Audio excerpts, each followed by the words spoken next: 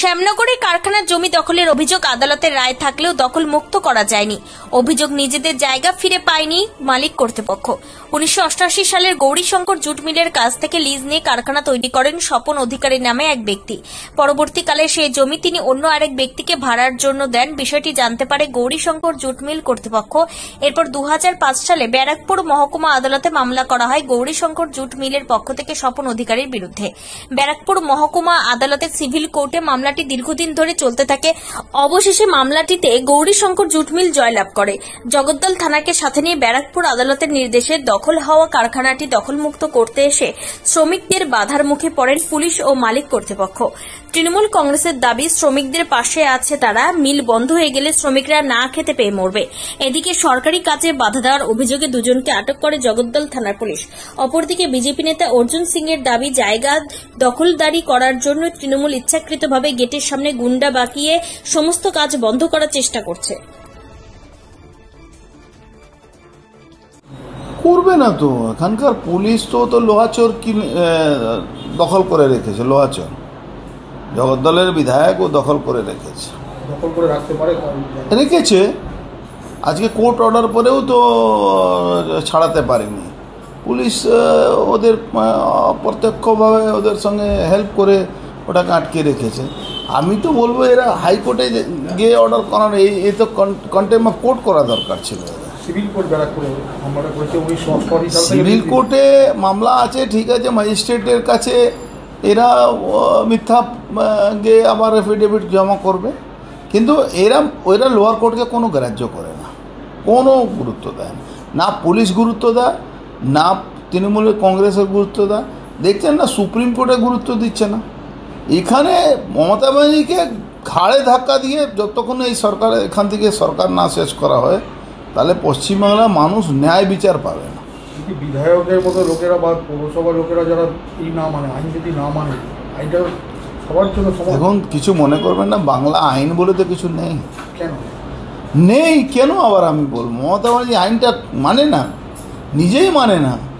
লুটের রাজ কায়েম করেছে, আইনের ব্যবস্থা নেই, শাসকের আইন আছে। দুজনকে আটক করে নিয়ে যায়, ও সব আইওয়াস আছে। আইওয়াস কেন বলছে? দুজনকে বলছি তো আইওয়াস আছে। দেখুন এখন ছাড়া পেয়ে গেছে, আর নাহলে 5 আইনে কালকে ছাড়া পেয়ে যাবে। বললাম তো 5 আইনে ছাড়া পেয়ে যাবে, কালকে দেখবেন ছাড়া পেয়ে যাবে। এই যে কোর্ট থেকে যে আসলো তারা কাগজপত্র নিয়ে, আপনি হাইকোর্ট সুপ্রিম কোর্ট ছাড়া লোয়ার কোর্টকে কোনো মান্যতা দেয় না পুলিশ, কোনো তৃণমূলের নেতারা মান্যতা দেয় না। সাধারণ মানুষ একদম অসহায় অবস্থায় আছে। যাদের বিরুদ্ধে মামলা হয়েছে তারা বলছে যে না, আমরা কিছু জানি না, আমাদের কোনো জানানো হয়নি। আচ্ছা, কে কাকে জানানো হয়নি তার কৈফিয়ত তো আমি দেবো না। আমি শুধু এইটুকু বলতে পারবো কি, এই ব্যবস্থা যে আছে এটা আইন না মানা ব্যবস্থা। মমতা ব্যানার্জির শাসন চলছে, মমতা ব্যানার্জি আইন চললে এখানে আইনের শাসন নেই। কোর্ট থেকে এসছে। শুনুন, এটা আছে কাদের জায়গা, এটা গৌরীশঙ্করের জেটি, এটাকে জেটি ছিল আগে। তারপরে যে বলছে হেম অধিকারী, তিনি এটাকে লিজ নিয়েছিলেন। তারপরে তিনি কারখানা করেছেন, কারখানা চলছে, ঠিক আছে। কত লোক কাজ করে কারখানা? এখানে 30-40 জন লোক কাজ করে, ঠিক আছে। তারপরে এরা এখন বলছে মালিকে কেস হয়েছে, আমরা তো সেটা জানি না। বলছে আমরা জিতে গেছি, আমরা এখন দখল নেব। তা আমাদের বক্তব্য হচ্ছে যে আমরা দখল নিলে আমরা কোথায় যাব? এই মুহূর্তে রানিং কারখানায় যদি আপনি বন্ধ করে দেন, তাহলে আমরা কোথায় যুগে দাঁড়াবো? আমাদের কোর্টকে জানিয়েছেন বিষয়টা আমরা অ্যাপ্লাই করেছি কোর্ট থেকে হাইকোর্ট করতে এসেছে। হ্যাঁ, আপনারা সরছেন না কেন? পুলিশ আছে এখানে, পুলিশ আছে, সরছেন না, তাহলে আমরা কোথায় যাবো এই মুহূর্তে?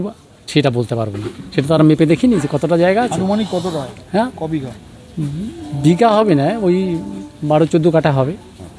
কাদের জায়গাটা? আবার বলছি, এটা গৌরীশঙ্কর জুট মিলের জায়গা। লিজ দিয়েছে হেম অধিকারীকে। কতদিনে? আজীবন। আজীবন? হ্যাঁ, 99 বছর লিজ, ঠিক আছে।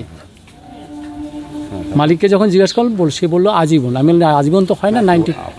অর্ডারটা দেখানো হচ্ছে যে এটা আমাদের কোনো কোর্টের অর্ডার দেখানো হয়, এই আজকে নিয়ে এসে হঠাৎ করে আপনাকে নিয়ে এসে কোর্টের অর্ডারটা দেখালাম। আমরা তো কিছুই জানি না। মালিক কোথায়? মালিক আছেন? মালিক এখানেই নেই। আপনি কে হন? আমি লেবার, কর্মচারী। হ্যাঁ, কর্মচারী। মালিক থাকে নৈহাটি। মালিকের নাম কি? হেম অধিকারী। হেম অধিকারী। হ্যাঁ। এই কারখানাটার নাম কি? শান্তি টেক্সটাইল। শান্তি টেক্সটাইল কি তৈরি হয় এখানে? কাপড়। কাপড়। আপনি দেখছেন আদালতের শ্রী গৌরীশঙ্কর জুট মিলের সঙ্গে স্বপন অধিকারী অ্যান্ড আদার্সের যে মামলা ছিল টাইটেল এক্সিকিউশন 3/21, যে মামলাটা 294/5, এই মামলাতে Shri Gourishankar jute mill decree পেয়েছে। সেই ডিক্রি পাওয়ার পর আমি আজকে কোর্টের অর্ডারে এক্সিকিউশন এসেছি, ব্যারাকপুর কোর্ট, ব্যারাকপুর সিভিল জাজ জুনিয়র ডিভিশন ফার্স্ট কোর্ট, এর অর্ডারে আমি এখানে দখল দিতে এসেছি। তা ওরা গেট আটকে, তালা ভাঙার অর্ডারও আছে, সবই আছে, পুলিশ প্রশাসনও আছে। মামলাটা কি হয়েছিল? মামলাটা কী হয়েছিল? মামলাতে উনি যে কিসের জন্য মামলা হয়েছিল? দেখুন কিসের জন্য সেগুলো আমরা বলতে পারবো না। আমি কোর্টে সেটা আপনারা কোর্ট থেকে দেখে নেবেন, সার্টিফিকেট কপি তুলে দেখে নেবেন কী অর্ডার।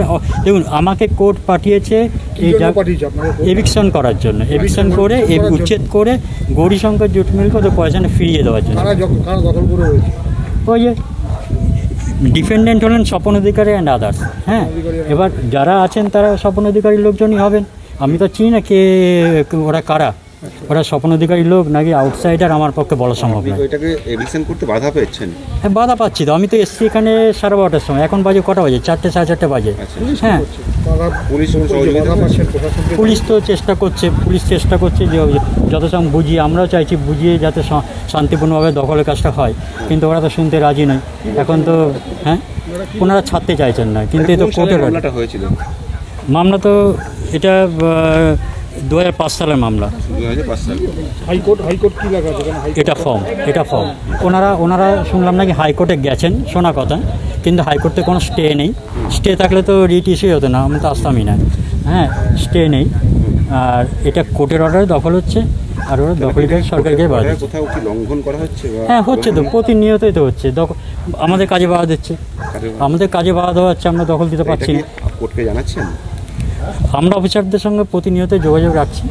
হ্যাঁ, যে লাস্ট অবধি যোগাযোগ করে যা জায়গা রয়েছে আমার পক্ষে বলা সম্ভব না, আমি করতে বলবো। আপনি ব্যারাকপুর কোর্ট থেকে এসেছেন? ব্যারাকপুর কোর্ট। আচ্ছা আচ্ছা, আপনার নামটা কি দাদা ভাই? আমার নাম প্রণব কুমার সাহা। আপনি আপনার রেজিস্ট্রেশন কি বলবো আমরা? Process server. Process server.